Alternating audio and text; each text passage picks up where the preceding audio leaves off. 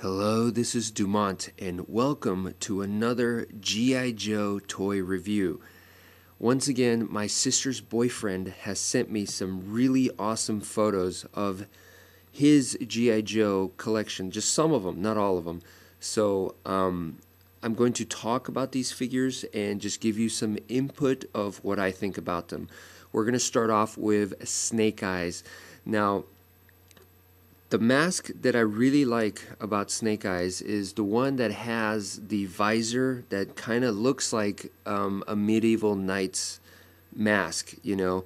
I really like that because it kind of goes with the whole, like, I think Snake Eyes was a white guy, if I'm not mistaken. Even though he is trained in the art of the ninja along with Storm Shadow, it kind of shows his European heritage with that visor. So that's my favorite mask. Now, looking at this mask on this figure right here, this is not the one, but if I'm not mistaken, they had created this version before, and he was like in these blue and red colors, and it looked hideous. It just didn't look like the typical Snake Eyes that you see. And in this version, I'm so glad that, you know, everything, he's all in black. And this is what I think of Snake Eyes.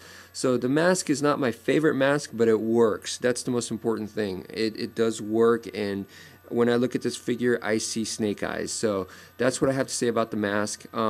Another thing about Snake Eyes is about his submachine gun. I always imagine him with an Uzi, and the one he's holding right here looks to me like, at first glance, it looked like a H&K, which is what the SEALs use, and you know, that's totally fine. But right here, it actually looked like a modified Uzi. So you know, I was kind of glad that it was a Uzi-looking shape. The blade itself almost looks like, the knife looks like a SAS, you know, Special Air Service, the British commando knife or something. It's large, it's huge, and it doesn't really look like it's a double-bladed, but, you know, the shape is kind of reminds me of that.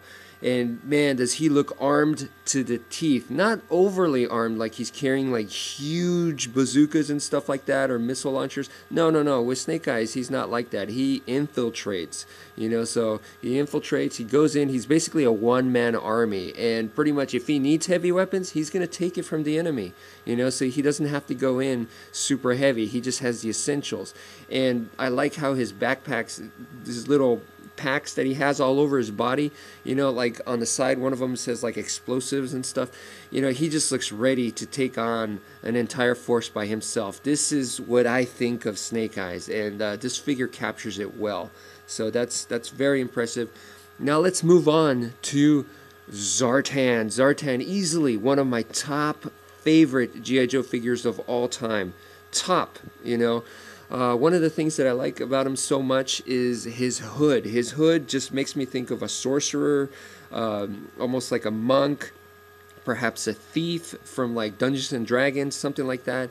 It's basically the European version of a ninja, and there's no coincidence because he did train with, if I'm not mistaken from the comic books, he trained with Storm Shadow and Snake Eyes at the Ninja Academy, you know, and it's awesome that this version right here, this is a 25th anniversary version, but there's been different 25th anniversary versions of Zartan, and what makes this one stand out is, of course, it comes with the standard backpack, the standard pistol that he had, and it comes with an assassination rifle, which is kind of cool, kind of goes with, because he was supposed to be the assassin of Storm Shadow's ninja master, if I'm not mistaken. So he was the guy that assassinated that guy. So, you know, it kind of goes well. Although I get the impression that he did it with a crossbow. So I'm not exactly sure about that. That's just the impression that I get.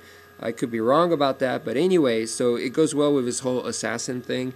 So that's fine.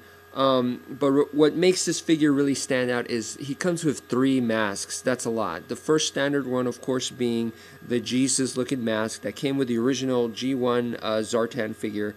I did a review on that one, so if you haven't seen it, check it out. But in this one, he comes with 2 extra masks. One is Duke. I think it's Duke. Looks like Duke, which is, I mean, that would be a great person to impersonate, because if you're Duke's a legend in the GI Joe, on base and everything, so you're gonna have clearance to a lot of high security access areas. So hey, why not be Duke, right? That's a good person to be. And the other thing, the other person is Storm Shadow, and like I said, with his whole backstory being the assassin of the Ninja Grandmaster. I think it goes well, the fact that he's almost mocking Storm Shadow, that he becomes the fake Storm Shadow, and Storm Shadow is awesome. Who wouldn't want to be Storm Shadow? So Zartan, having a Storm Shadow mask, you might think, well, he's an enemy. Why would he portray an enemy? It doesn't make sense. Well, I think by portraying Storm Shadow, it's perfect, because I bet Storm Shadow is feared.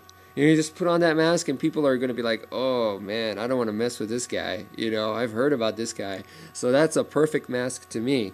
Now, moving along, the next one is the Cobra Commander Tripwire 2-pack. Comes with a comic book, so it's a comic book pack. I can't say enough about these comic book packs, because I think for the price, it's a pretty good deal. It's like $10. Right, $9.99 or something. Comes with 2 figures, and then comes with a comic book. And the one that I purchased personally was the Nemesis Immortal and Lieutenant Falcon pack. The comic book was excellent. Nemesis Immortal, excellent. Lieutenant Falcon, couldn't really care about, but hey, he was. To me, I just saw it as kind of like a bonus, and at least he's very different from Nemesis Immortal. So I guess that was kind of cool.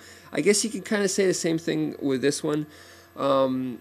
The Cobra Commander is awesome. Tripwire, kind of like that. But out of all the different variations of Cobra Commander that I had seen as a kid growing up, and, the original G.I. Joes that I'm talking about, the hooded Cobra Commander was a mail away order one, and I thought it was by far the coolest looking. At first I thought it would be cool because, hopefully you could take off the hood just to see his face, but it did not have that gimmick. You can't do it. I don't think you could do it with this one either, so for the time as a kid, I thought it was a huge disappointment. Now looking back on it, or even later on, just looking back on it, I thought the design of the figure looked really, really cool. I just thought he looked awesome.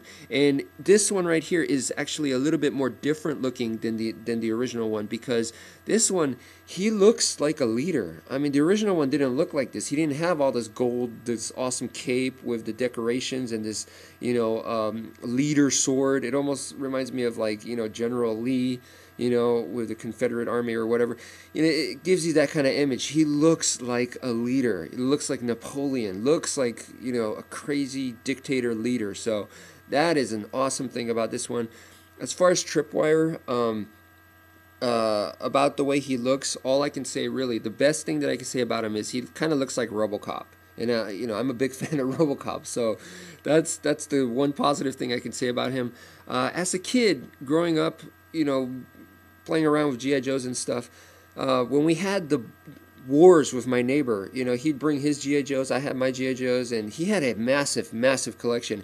And when we'd duke it out, when we'd battle, of course he had the hooded Cobra Commander. That's why I got to see it and everything, because he'd always get stuff like that, And anyway, he had Tripwire, and I could tell you, his mines came in handy. That was one of the coolest, most practical weapons out there for all these G.I. Joe figures. You just take out the mines, and I'm pretty sure this version, this toy, can also comes with the removable mines, and you can take them out and you just booby trap the whole compound of your base or whatever, and at least one dude had to fall for it, so it was awesome. So that's what I liked about Tripwire.